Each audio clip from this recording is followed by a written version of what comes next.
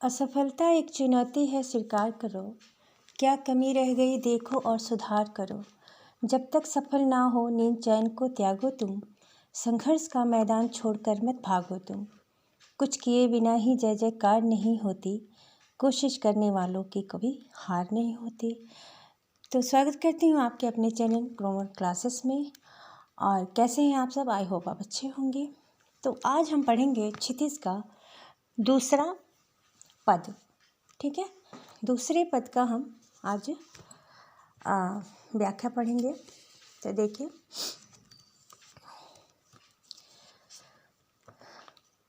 मन ही मांझ रही, कहिए जाई कौन पै। उधो नाही परत कहीं, अवधि आधार आस आवन की। तन मन बिथा सही, अब इन जोग संदेशनी सुनी सुनी। विरहनी विरह दही, चाहती दुही गुहारी जितही। तय उत तय धार बही, सूरदास अब धीर धरही। कयों मर्यादा न लही। तो हम लोग पहले पद में पढ़े थे कि गोपियाँ उद्धव से कहती हैं कि हे उद्धव, तुम सचमुच ही बहुत ही भाग्यशाली हो।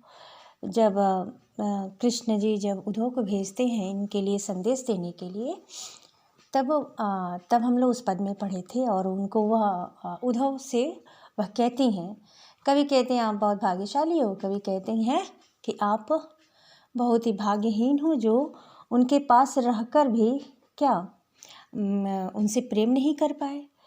और दूसरे पद में फिर देखते हैं क्षितिज के दूसरे पद में कि यहाँ पर क्या कह रही हैं उनसे वह। तो प्रसंग में देखिए, जैसे इसमें का प्रसंग होगा, जैसे कि प्रस्तुत पद उस समय को दर्शाता है जब उद्धव गोपियों के पास संदेश लेकर पहुँचते हैं। और उसके संदेश को सुनकर गोपियाँ कृष्ण के प्रति अपने प्रेम को प्रकट करते हुए स्वीकारती हैं कि उन सभी की अभिलाषाएं मन में ही रह गईं।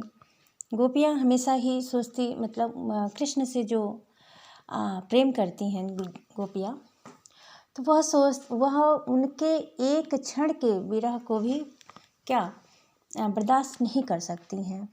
तो वह जब चले जाते हैं तो उनके विरह में वह बहुत ही मतलब उनको याद करके बहुत ही परेशान होती हैं। और उनकी आँखें जो हैं वह रास्ता ही देखती रहती हैं कि कब कृष्ण आएंगे और उनको दर्शन देंगे। ठीक है, लेकिन कृष्ण अपनी जगह पर उद्धव को भेजते हैं। तो देखिए, वह इस पद के माध्यम से वो क्या कहती हैं कि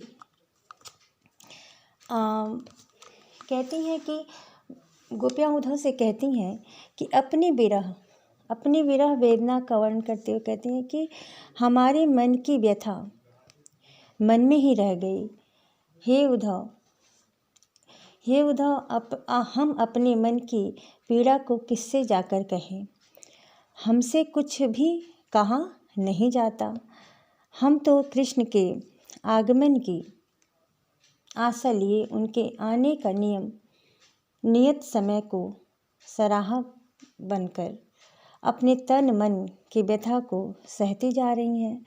जैसे कि उधर से कह रही हैं कि मतलब हम तो हर एक जैसे कि क्षण सोचते जा रहे हैं कि वह आएंगे तो ये कहेंगे, वह आएंगे तो ये कहेंगे। तो इस आशा को लेके ही वह सोचते हैं कि अब कृष्ण जब आएंगे तो बहुत सारी बातें उनके मन में क्या हैं। और मतलब सोच रही थी कि मैं ये कहूँगी, वो कहूँगी। और ये सारी चीज़ें किससे कह रही हैं? वह कह रही हैं इनसे, क्या नाम है, उद्धव से। ठीक है, तो अब इस योग के संदेश को सुन कर तो वियोग में जीने वाली हम गोपियाँ विरह की आग में और भी जलने लगी। जब वो जान जाती हैं कि कृष्ण नहीं आ रहे हैं और अपनी जगह पे किसको भेज रहे हैं? उद्धव को। तो वो और भी क्या कर रही हैं, बहुत ही परेशान हो जा रही हैं और विरह वेदना में बहुत ही जलने लग रही हैं। ठीक है ना। वह उनसे कह रही हैं, उद्धव से, कि इस विरह रूपी अग्नि से रक्षा करने के लिए हम जहाँ भी गुहार लगाना चाहती थी वहाँ से तो योग की प्रबल धारा आ रही है। सूरदास कहते हैं कि गोपियाँ उलाहना देती हैं, यानी शिकायत करती हैं, उलाहना देती हैं कि अब हम किस प्रकार धैर्य धारण करें।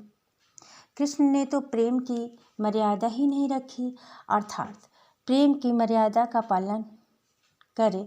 यहाँ आने की बजाय कृष्ण ने हमें प्रेम का क्या त्याग कर ज्ञान का आश्रय देने का संदेश भेज दिया है। ठीक है,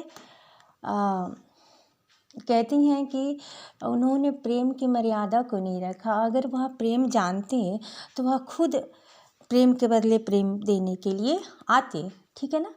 तो वो यहाँ पर यह शिकायत करी है कि वह क्या किए कि संदेश भेज दिए। किस चीज़ का संदेश भेज दिए कि मतलब ज्ञान, योग ज्ञान करो। ठीक है ना, ज्ञान करो, योग करो, ये सब सारी चीज़ें उन्होंने संदेश के मतलब भेजा है। किसके माध्यम से? उद्धव के माध्यम से। ठीक है, तो अब देखिए कि इसमें जैसे कि मान लीजिए कभी कभी पूछता है भाव क्या है और क्या नाम है शिल्प सौंदर्य क्या है, ये सब सारी चीज़ें पूछता है। तो भाव इसमें देखिए, भाव इसमें यही है कि प्रस्तुत जैसे कि पद जो है गोपियों का, जैसे गोपियों का धैर्य उस समय समाप्त हो जाता है जब कृष्ण उनके लिए उद्धव के माध्यम से उद्धव के माध्यम से योग ज्ञान को धारण करने का संदेश भेजा है।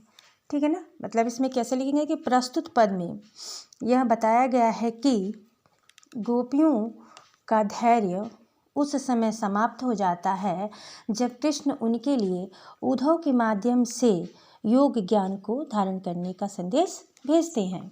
ठीक है, यह भाव है। और अगर मान लीजिए शिल्प सौंदर्य का है तो शिल्प सौंदर्य में क्या आपका कृष्ण के प्रति गोपियों के प्रेम का भाव प्रकट हुआ है। शिल्प सौंदर्य में क्या है कि कृष्ण के प्रति गोपियों का भाव प्रकट हुआ है।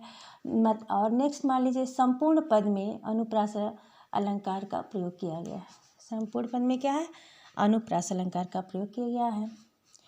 ठीक है, और भाषा आपका ब्रज भाषा का प्रयोग हुआ है। तो यही सब सरल तथा भाव के अनुकूल है, जो सरल वाक्य है भाव के अनुकूल है। तो यही सब सारी चीज़ें पद में पूछी जाती हैं। और यह आपका क्या नाम है व्याख्या था, सप्रसंग व्याख्या था। तो आई होप आपको समझ में आया होगा।